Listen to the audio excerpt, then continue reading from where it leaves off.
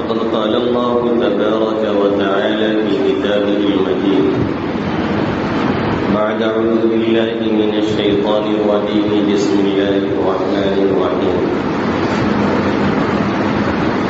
ومن رحمته جعل لكم الليل والنهار لتسكنوا فيه ولتبتغوا من فضله ولعلكم تشكرون وقال تبارك وتعالى ومن آياته منامكم بالليل والنهار وابتغاؤكم من فضله وقال تبارك وتعالى اقرأ باسم ربك الذي خلق وكان النبي صلى الله تعالى عليه وسلم يقول في دعائه اللهم إني أسألك الهدى والتقى والعفاف والغنى أو كما قال عليه الصلاة والسلام. میرے محترم بزرگوں اور دوستوں، میرے غیور نوجوان ساتھیوں،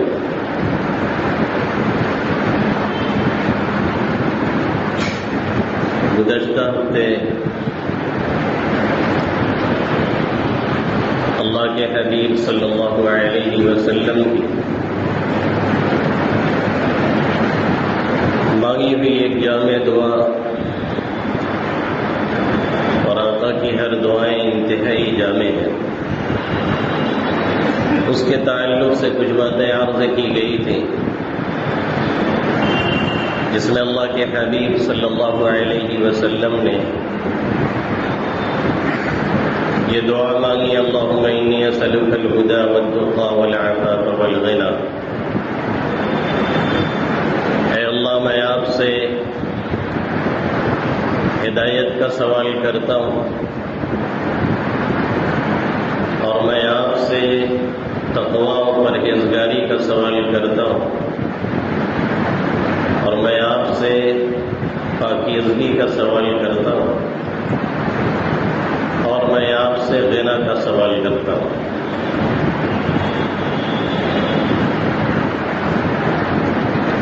غنا کا مطلب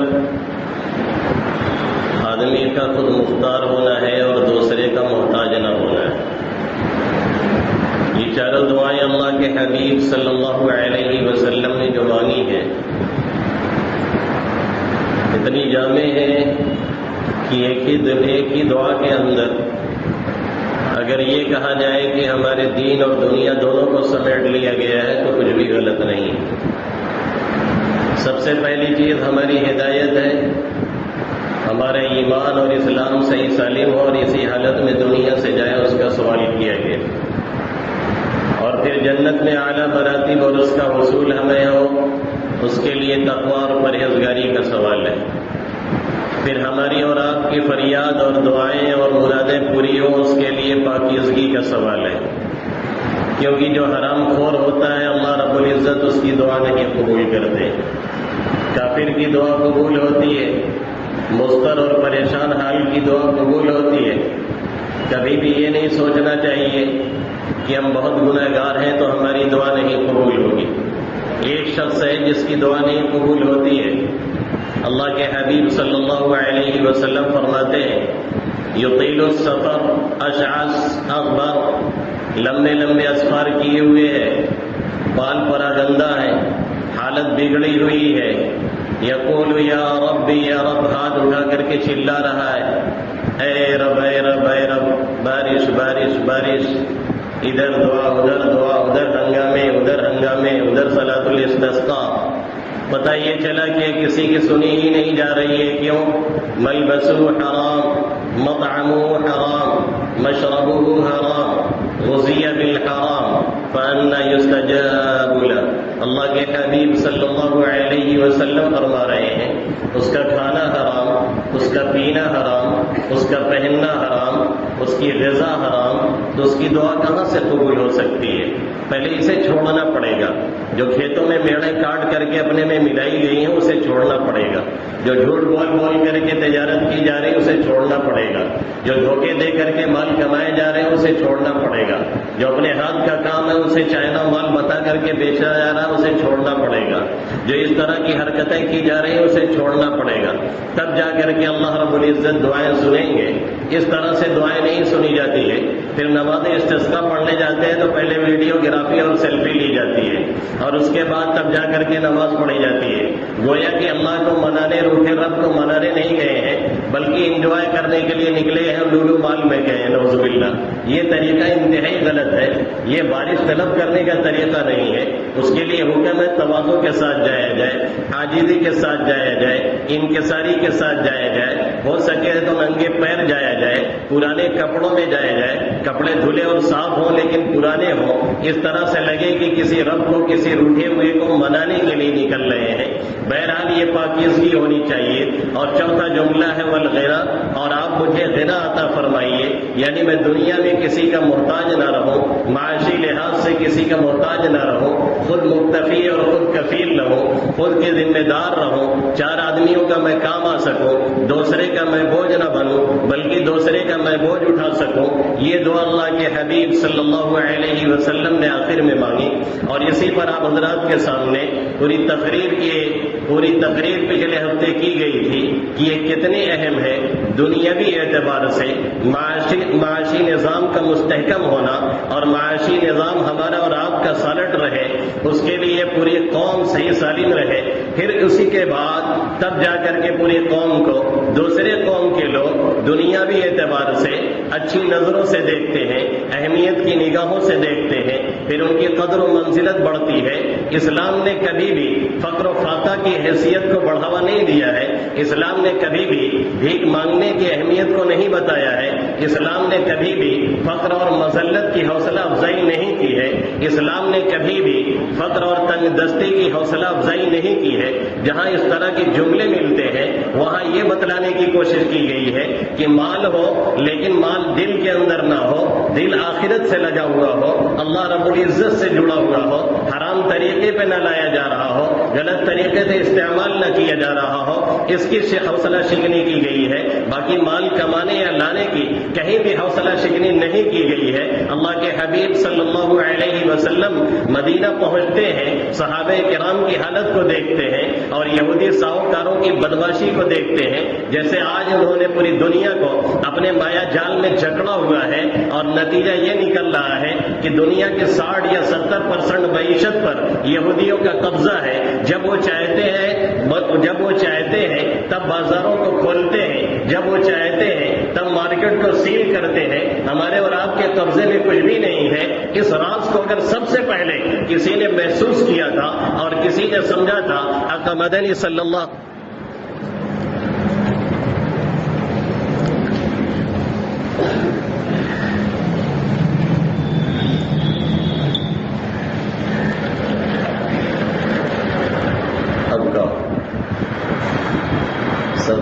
مٹ گئی، کچھ نہ رہا باقی، تو ہماری اورین تاکہ ہم تھوڑی اورین تاکی، سب لوگ ایک دوسرے کا تاکہ، بس گر ہی سب چھوٹ گیا، پاور بریک لگ گئی۔ اللہ کے حبیب صلی اللہ علیہ وسلم نے اس راز کو محسوس کیا اور یہودی ساہوکاروں سے نجات دلائی، اور یہی نہیں صحابہ کرام کو تجارت کا طریقہ بتلایا، اور یہ بتلایا کہ معاشی نظام کیسے مضبوط کیا جائے، یہ بتایا کہ کیسے مال کمایا جائے، یہ بتایا کہ کیسے اپنے ملک کی معیشت کو صحیح کیا جائے، اور یہ بتایا کہ ان ساہوکاروں سے کیسے نجات حاصل کی جائے، اور یہ بتایا کہ ان یہودیوں کے مایا جال سے کیسے نکلا جائے۔ صحابہ کرام کو تجارت کی تبلیغ دی، صحابہ کرام کو زراعت کی تبلیغ کی، صحابہ کرام کو مال کمانے کی تبلیغ کی۔ نتیجہ یہ نکلا وہ مہاجرین جو مدینہ میں بے سر و سامان وہاں سے نکل کر کے آئے تھے مکہ سے، اور سارا مال و دولت مکہ میں چھوڑ دیا تھا، جس میں حضرت عثمان غنی جیسے سیٹ بھی ہیں، جس میں عبد الرحمان جیسے سیٹ بھی ہیں، جس میں حضرت عباس جیسے سیٹ بھی ہیں، جس میں حضرت ابو بکر صدیق جیسے مالدار بھی ہیں، یہ سب کے سب بے سر و سامانی کے عالم میں آئے ہیں۔ اور مدینہ میں آنے کے بعد آقا مدنی صلی اللہ علیہ وسلم کی تعلیم و تلقین اور آقا کی تبلیغ کے بعد پھر ان لوگوں نے جو تجارت میں حصہ لیا ہے اور جو تجارت میں ان لوگوں نے ہاتھ ڈالا ہے تو نتیجہ یہ نکلا کہ 2-4 سالوں کے اندر انہوں نے مدینہ کا نقشہ بدل دیا اور یہودیوں کے برابرے میں پورے صحابہ کرام آ گئے اور بعض صحابہ کرام یہودیوں سے بھی آگے نکل گئے، جس میں حضرت عباس ہے، جس میں صدیق اکبر ہے، جس میں عبد الرحمن ابن عوف ہے، جس میں حضرت طلحہ ہے، جس میں عثمان غنی ہے۔ حضرت عبد الرحمن ابن عوف کی حالت یہ ہے کہ مدینہ سے دور شام کے علاقے سے 700 اونٹوں پر مال منگا رہے ہیں اور مدینہ میں تجارت کر رہے ہیں۔ 1 اونٹ پر نہیں، 2 اونٹ پر نہیں، 1 فارچونر نہیں، 2 فارچونر نہیں، 700 فارچونروں پہ مال لد کر کے مدینہ آ رہا ہے۔ کس کا؟ حضرت عبد الرحمن ابن عوف کا، جو مکہ سے بے سر و سامانی کے عالم میں آئے ہیں اور مدینہ آئے ہیں تو ان کے پاس تھوڑی کوڑی نہیں ہے۔ سعد ابن ربیع سے ان کی مواخات کرائی گئی ہے، سعد ابن ربیع ان کا خرچہ اٹھا رہے ہیں، اپنے گھر لے کر کے جاتے ہیں اور کہتے ہیں اس میں سے آدھا مال میرا ہے، آدھا مال آپ کا ہے، جو چاہے آپ استعمال کریں، میرے پاس بیویاں 2 ہے، اگر آپ چاہیں تو میں ایک کو طلاق دے دوں، آپ اس سے شادی کر لیں۔ جس سے علامہ مودودی یہودیت کا اثر بتاتے ہیں، آقا مدنی صلی اللہ علیہ وسلم کے یہ جانثار صحابی فرماتے ہیں آپ کا بہت بہت شکریہ، آپ نے ہمارے لیے بہت کچھ کیا ہے، ہم بیٹھ کے کھانے والی قوم نہیں ہے، ہم رومال ڈال کر کے بھیک مانگنے والی قوم نہیں ہے، ہم مسجد کے گیٹ پہ کھڑے ہو کر کے نمازیوں کو تنگ کرنے والے قوم نہیں ہے، یہ ہمارا اسلامی نظام نہیں ہے، یہ ہمارا سسٹمیٹک طریقہ نہیں ہے، یہ ہمارے اسلام نے سکھایا نہیں ہے، یہ ہمارے اسلام نے بتلایا نہیں ہے۔ آقا مدنی صلی اللہ علیہ وسلم کی واقعتاً تبلیغ کو انہوں نے سمجھا تھا 2.5 گھنٹے بیٹھ کر کے کسی تعلیم کو حاصل کرنا اور اس کے بعد اپنے کو اپاہج بنا کر کے پھر لوگوں کو مجبور کرنا کہ وہ آپ کا خرچ اٹھائیں، یہ ہمارے اسلامی نظام کا حصہ نہیں ہے۔ اللہ کے حبیب صلی اللہ علیہ وسلم کے ٹریننگ یافتہ صحابی تھے، حضرت سعد ابن ربیع کا شکریہ ادا کرتے ہیں اور اس کے بعد کہتے ہیں بازار کا راستہ بتائیے، ہم جا کر کے تجارت کریں گے۔ بنو قینقاع کا علاقہ، یہودیوں کا علاقہ انہیں دکھایا جاتا ہے، یہ پہنچتے ہیں اور پہنچ کر کے وہاں پہ پنیر مول میں خریدتے ہیں اور اس کا پیسہ دیتے ہیں اور تجارت شروع کرتے ہیں۔ تھوڑے ہی دنوں میں اس سے جو نفع ہوتا ہے دوسرا سامان لیتے ہیں، پھر اس کو بیچتے ہیں، پھر جو نفع ہوتا ہے تیسرا سامان لیتے ہیں، پھر اسے بیچتے ہیں۔ 1-2 سال نہیں گزرتا ہے، مدینہ کے باہر سے تجارت شروع کرتے ہیں۔ 4-5 سالوں کے اندر ان کی حالت اور کیفیت یہ ہو جاتی ہے کہ 700 اونٹوں پر ان کا مال لگ کر کے مدینہ طیبہ آتا ہے اور مدینہ میں فراوانی ہوتی ہے۔ حضرت عثمان غنی جو مکہ سے بے سر و سامانی کے عالم میں آئے ہیں، جنہیں ان کا چچا چٹائی جلا کر کے دھوئیں دیا کرتا تھا، الٹے لٹکا کر کے انہیں مارا کرتا تھا، تو اسلام کیوں لے آیا ہے، ایمان کیوں لے آیا ہے؟ انہوں نے اس کا علاقہ چھوڑ دیا اور چھوڑ کر کے مدینہ میں آئے ہیں اور بے سر و سامانی کے عالم میں ہے۔ آقا کی اس تلقین اور تبلیغ کے بعد انہوں نے جو تجارت شروع کی ہے تو تجارت کو اتنا پروان چڑھایا، تجارت کو اتنا پروان چڑھایا کہ یہ حالت ہو گئی کہ صحابہ کرام کے لیے پینے کا پانی نہیں ہے، صحابہ کرام پریشان ہیں۔ اللہ کے حبیب صلی اللہ علیہ وسلم سے شکایت کی جا رہی ہے مدینہ میں اچھا پانی نہیں ہے، میٹھا پانی صرف ایک جگہ ملتا ہے، وہ بھی مدینہ سے 4 کلومیٹر دور ہے۔ بیر روما یہودی جس کا مالک ہے وہ مہنگے داموں میں پانی فروخت کرتا ہے، ہم مجبوراً جا کر کے اس سے خریدتے ہیں۔ اللہ کے حبیب صلی اللہ علیہ وسلم گئے اور اس سے آقا نے بات کی اور کہا تم یہ دے دو، اس کے بدلے میں ہم تمہیں جنت دلائیں گے۔ اس نے اپنی معاشی تنگی کا عذر کیا، اپنے بیوی بچوں کا عذر کیا، کہا ہم اسے دے نہیں سکتے ہیں۔ عثمان غنی کو پتہ چلتا ہے 35,000 درہم لے کر کے 20-25 لاکھ روپے لے کر کے حضرت عثمان غنی رضی اللہ تعالیٰ عنہ اس یہودی کے پاس پہنچتے ہیں اور کہتے ہیں اپنا کنواں بیچ دے۔ اللہ کے حبیب صلی اللہ علیہ وسلم نے فرمایا من یبتع بیر روما فلہ الجنہ، جو بیر روما خرید کر کے مسلمانوں پر وقف کرے گا اس کے لیے جنت الاٹ کی جا رہی ہے۔ حضرت عثمان غنی نے 35,000 اسے دیا، اس نے کہا ہم پورا نہیں دے سکتے ہیں، ہم آپ کو آدھا دیں گے۔ اس کا منشا یہ تھا کہ اب آدھا جب بیچیں گے تو یہ بھی مہنگے داموں میں لوگوں کو پانی دیں گے تو ہمارا بھی فائدہ ہوگا، ہم اور ریٹ بڑھائیں گے۔ اسے کیا خبر تھی عثمان غنی ہے، یہ داماد رسول ہے، یہ دنیا کے سب سے بڑے سخی ہیں، یہ حاتم طائی کو پیچھے چھوڑنے والے ہیں، یہ آقا مدنی صلی اللہ علیہ وسلم کی ایک کے بعد دیگرے 2 بیٹیوں سے ان کی نسبت حاصل ہے، ذوالنور ان کا لقب ہے، ذوالنورین یہ کہلاتے ہیں۔ حضرت عثمان غنی نے خریدا اور وہ کنواں وقف کر دیا۔ نتیجہ یہ نکلا کہ صحابہ کرام کے پانی کا مسئلہ آسان ہوا اور صحابہ کرام نے وہاں سے پانی لینا شروع کیا۔ جس روز ان کی باری ہوتی صحابہ کرام پانی سیکھتے، پانی کھینچتے اور برتنوں میں لے کر کے رکھ لیتے۔ جس روز یہودی کی باری ہوتی کوئی خریدنے ہی نہ جاتا، پانی کی ضرورت ہی کسی کو نہیں رہ گئی۔ نتیجہ یہ نکلا یہودی نے مجبور ہو کر کے پھر حضرت عثمان غنی کو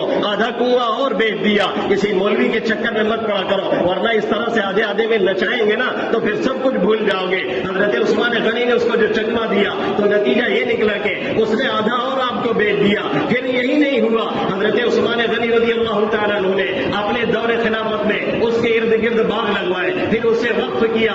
آج بھی ان کے نام پہ کنواں اور علاقہ وقف ہے، آج بھی حضرت عثمان غنی کے نام پہ بجلی کا کنیکشن ہے اور اس کا بل آتا ہے اور وہ بھرا جاتا ہے۔ آج بھی یہ صدقہ جاریہ 1500 سال پورے ہونے کو ہے، عثمان غنی رضی اللہ تعالیٰ عنہ کے کھاتے میں درج ہو رہا ہے اور ان کے کھاتے میں جا رہا ہے۔ یہ کارنامہ انجام دیا عثمان غنی نے، کیسے انجام دیا؟ پیسے موجود تھے، کیسے انجام دیا؟ انہوں نے تجارت کی تھی، کیسے انجام دیا؟ انہوں نے ایکسپورٹ کیا تھا، کیسے انجام دیا؟ انہوں نے امپورٹ کیا تھا۔ جیش عسرت ہے، غزوہ تبوک ہے اور سب سے بڑا مارکا ہے، رومن امپائر سے ٹکرانا ہے، دنیا کی سپر پاور سے ٹکرانا ہے۔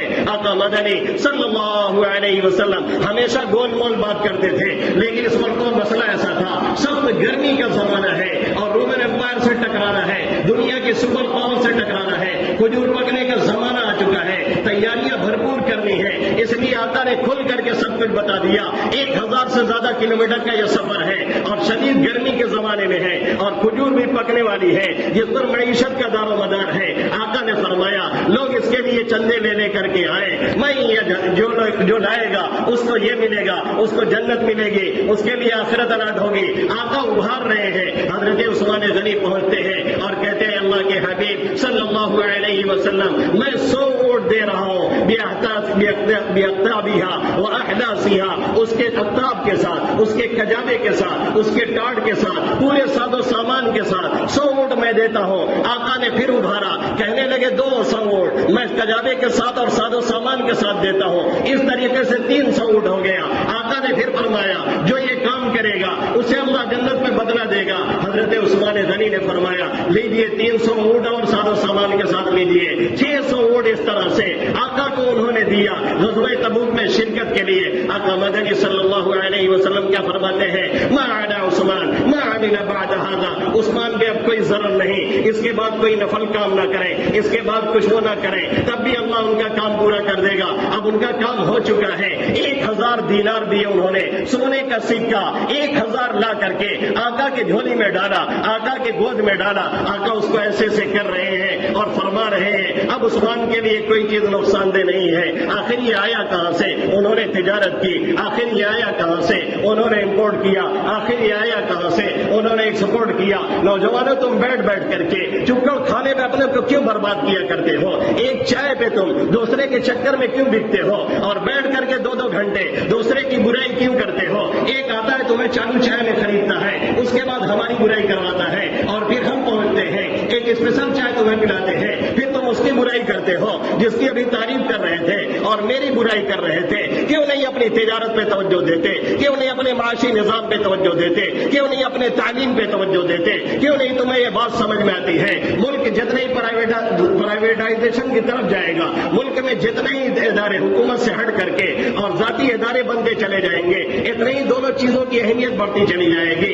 ایک تو مال کی اہمیت اور دوسرے تعلیم کی اہمیت، اور ان دونوں چیزوں میں قوم مسلم بہت نیچے جاتی چلی جا رہی ہے۔ معاشیات کے نظام میں قوم مسلم نے حلال حرام کو ترک کر دیا ہے، دھوکہ ہے، جھوٹ ہے، فراڈ ہے، دغا بازی ہے، یہ ان کا شیوا بنتا چلا جا رہا ہے۔ حتیٰ کہ غیر مسلم بھی کہتا ہے فلانے صاحب تو انشاءاللہ ماشاءاللہ صرف رٹے ہوئے ہیں، اسی لیے رٹتے ہیں تاکہ ہم کو دھوکہ دے سکیں، اسی لیے رٹے ہوئے ہیں تاکہ ہم کو چونا لگا سکیں۔ یہ ہماری شان نہیں ہے، یہ ہمارا طریقہ نہیں ہے، یہ ہمارا شیوا نہیں ہے، یہ ہماری شریعت نہیں ہے، یہ ہمارا مزاج نہیں ہے۔ ہمیں یہ بتلایا گیا ہے جو کچھ کرنا ہے کھلے بندوں میں کرنا ہے، کھلے لفظوں میں کرنا ہے، کوئی دھوکہ نہیں، کوئی چیٹنگ نہیں، کوئی فراڈ نہیں۔ اس طریقے سے ہمیں مال کو حاصل کرنا ہے، اپنے قدموں پہ کھڑا ہونا ہے اور خود مکتفی بننا ہے، خود کفیل بننا ہے، دوسرے کا سہارا بننا ہے، دوسرے پہ بوجھ نہیں بننا ہے۔ دوسرے پہ بوجھ بننے سے خود آقا مدنی صلی اللہ علیہ وسلم نے حدیث میں پناہ مانگی ہے،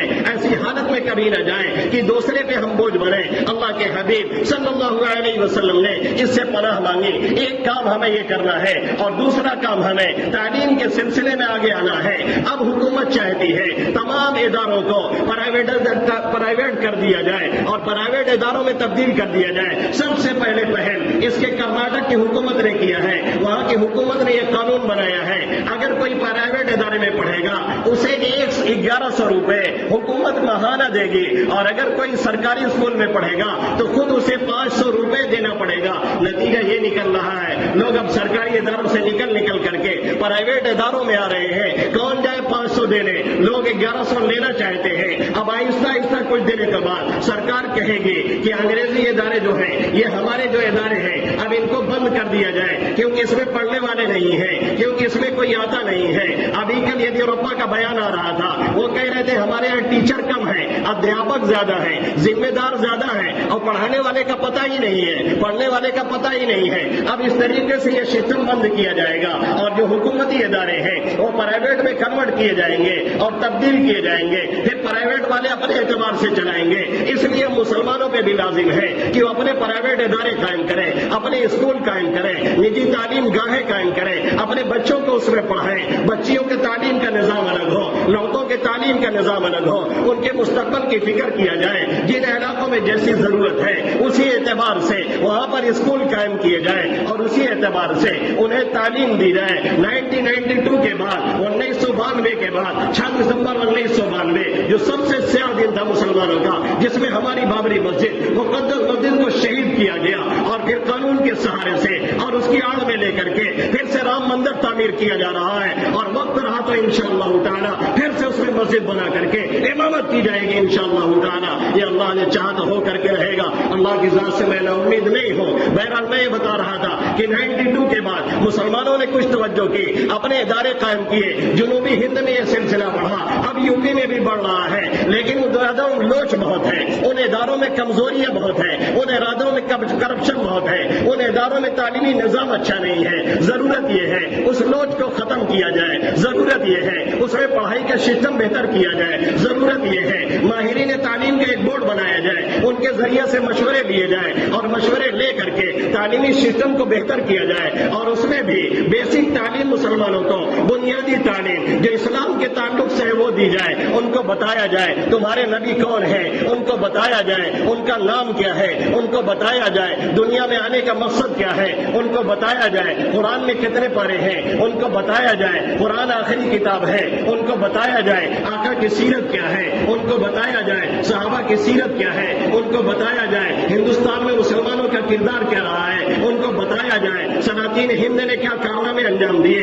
ان کو بتایا جائے مغلیہ سلطنت نے اس ملک کو سونے کی چڑیا بنایا تھا، پھر انگریزوں نے لوٹا اور اب انگریز کی ناجائز اولادیں لوٹ رہی ہیں، ان کو بتایا جائے ہمارے ادارے کیسے کام کریں گے۔ یہ تعلیمی سلسلہ اس کا نظام بہتر کیا جائے، بچوں کا نظام الگ ہو، لڑکیوں کا نظام الگ ہو، اس کے لیے ضروری یہ ہے الگ الگ ادارے قائم کیے جائیں، اور اگر الگ ادارہ نہیں قائم کر سکتے تو کم سے کم 2 شفٹ میں تعلیم دی جائے، 1 شفٹ میں بچوں کو اور 1 شفٹ میں بچیوں کو، اور اگر یہ بھی نہ کیا جائے تو 2 منزلہ کم سے کم عمارت ہو، اوپر بچیاں رہیں اور نیچے لڑکے رہیں، یہ بھی نہ ہو سکے تو پلائی ووڈ کے ذریعے سے 2 شفٹ میں کمروں کو تبدیل کر دیا جائے، اور ان کے لیٹرین ان کے باتھ روم سب کچھ الگ رکھے جائیں، اور نگرانی بہت ہی قاعدے سے کی جائے، اور جو لوگ اس میں فیس دیتے ہیں، جو لوگ اس میں چندے دیتے ہیں اور موٹی رقم خرچ کرتے ہیں، وہ خود اپنے بچوں کی نگرانی کریں اور اپنی بچیوں کی نگرانی کریں، وہ کہاں جا رہی ہے، وہ کیا پڑھ رہی ہے، ایسا نہ ہو کہ بھاگ جائے تو آپ بیٹھ کر کے ہمیں گالی دیں۔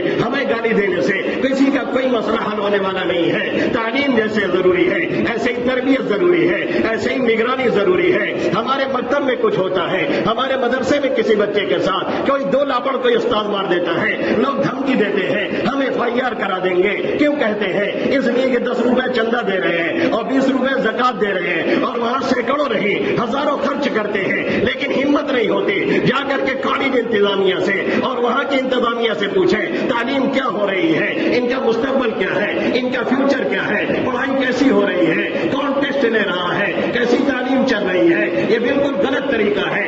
آپ جائزہ لیجیے، ان کو مجبور کیجیے وہ تعلیم اچھی دیں، ان کو مجبور کیجیے وہ مخلوط تعلیم نہ دیں، ان کو مجبور کیجیے کم سے کم روزانہ 1 گھنٹہ بیسک اسلامی تعلیم ہو جس میں نازلہ قرآن مجید پڑھایا جائے، کم سے کم 2 پارے یاد کرائے جائیں تاکہ وہ اپنی نماز پڑھ سکیں، اتنا اردو ان کو پڑھا دیا جائے تاکہ جب بھی اندر سے ان کی روح تڑکے اور بھڑکے وہ اسلامی کتابوں کا مطالعہ کر کے اسلام پہ آسانی سے چل سکیں۔ اور دوسرے شعبے میں ہمیں اور آپ کو یہ کام کرنا ہے، ہمارے یہ بچے جو تھوڑا لائق ہیں، جو پڑھنے کی صلاحیت رکھتے ہیں، جن کے پاس پیسے نہیں ہیں، اسکول کی فیس ان کی کم رکھی جائے یا کوئی بڑا آدمی ان کی فیس اٹھائے تاکہ وہ پڑھ کر کے آگے بڑھیں اور جا کر کے وہ جج بنے۔ جیسے ہمیں مولانا کی ضرورت ہے، جیسے ہمیں مفتی کی ضرورت ہے، جیسے ہمیں محدث کی ضرورت ہے، جیسے ہمیں مقرر کی ضرورت ہے، جیسے ہمیں امام کی ضرورت ہے، ایسے ہی ہمیں پائلٹ کی ضرورت ہے، ایسے ہی ہمیں انجینئر کی ضرورت ہے، ایسے ہی ہمیں ججز کی ضرورت ہے، ایسے ہی ہمیں لائر کی ضرورت ہے۔ ضرورت اس بات کی ہے ہمارا لائر ہو تو نمازی ہو، ضرورت اس بات کی ہے ہمارا جج ہو تو نمازی ہو، ضرورت اس بات کی ہے کہ ہمارے دوسرے کرداروں میں کام کرنے والے ہوں تو مسلم پہچان کے ساتھ ہوں اور مسلم بن کر کے وہ کام کریں۔ ہندوستان میں نہیں، جہاں جمہوری نظام ہے وہاں 3 ادارے کام کرتے ہیں، ایک پارلیمانی ادارہ ہوتا ہے، ایک اسمبلی ادارہ ہوتا ہے، جو عوامی نمائندے ہوتے ہیں وہ چن کر کے جاتے ہیں، ملک کی سلامتی کی ذمہ داری ان کی ہوتی ہے، اور دوسرے پولیس ہوتی ہے اور تیسرے عدلیہ ہوتی ہے۔ انہی تینوں پہ عموماً ملک کا دار و مدار ہوتا ہے۔ ہمارے ملک کے جو پارلیمانی نظام ہے یا جو اسمبلی کا نظام ہے بر وقت وہ کتنا کرپٹ ہے وہ سب کو معلوم ہے، وہ سب ہمارے خلاف ہے۔ ان کا نعرہ ہے کانگریس ملک، ان کا نعرہ ہے مسلمان ملک، ان کا نعرہ ہے اقلیتی ملک، ان کا نعرہ ہے ان لوگوں کو پیچھے چھوڑ دیا جائے اور ہٹا دیا جائے، نہ پارلیمنٹ میں کوئی مسلمان رہے، نہ کوئی اپوزیشن رہے، نہ کوئی کانگریسی رہے، نہ کوئی صفائی رہے،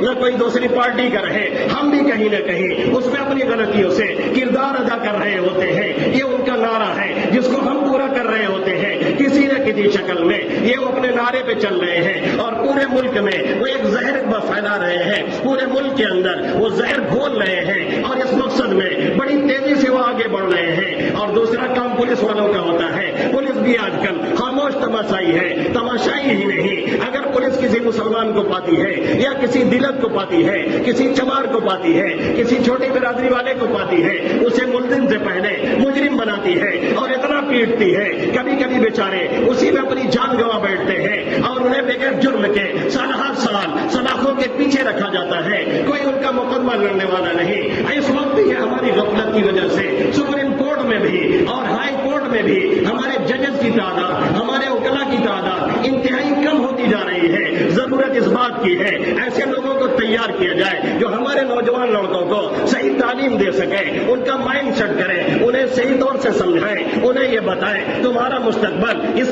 موبائل میں نہیں ہے، تمہارا مستقبل ہوٹل پہ بیٹھنے میں نہیں ہے، تمہارا مستقبل چوراہوں پہ بیٹھنے میں نہیں ہے، تمہارا فیوچر چوراہوں پہ بیٹھ کر کے لکھائی کرنے میں نہیں ہے، تمہارا مستقبل ہے تم ہاتھ میں پیسے لاؤ، تمہارا مستقبل اس میں ہے تم معیشت کو مضبوط کرو، تمہارا مستقبل اس میں ہے تم اپنی تعلیم کو مضبوط کرو۔ افسوس یہ ہے جس قوم کا بنیادی سبق یہ ہے اقرأ باسم ربک الذی خلق، پڑھ اس رب کے نام سے جس نے تمہیں پیدا کیا ہے، جس میں سب سے پہلے کہا گیا پڑھائی اور لکھائی کی، جسے سب سے پہلے تعلیم دی گئی، وہی قوم آج تعلیم میں سب سے زیادہ پیچھے ہے، صحت میں سب سے زیادہ پسماندہ ہے، معاشیات میں سب سے زیادہ کمزور ہے۔ جہاں اس کے لیے حکومت ذمہ دار ہے وہاں ہم اور آپ بھی ذمہ دار ہیں۔ ہمارے بچے عموماً پڑھتے نہیں ہیں، یہیں بغل میں جودھپور میں ایک گاؤں ہے، چھوٹا سا گاؤں ہے، 75 IAS آفیسر ہے، 70 گھر نہیں ہوگا، اس سے زیادہ IAS آفیسر ہے، اور کہنے کے لیے ہمارے سامنے اس شہر کا سب سے بڑا گاؤں ہے، ایک ہوم گارڈ بھی اس میں نہیں ہے، کوئی ایک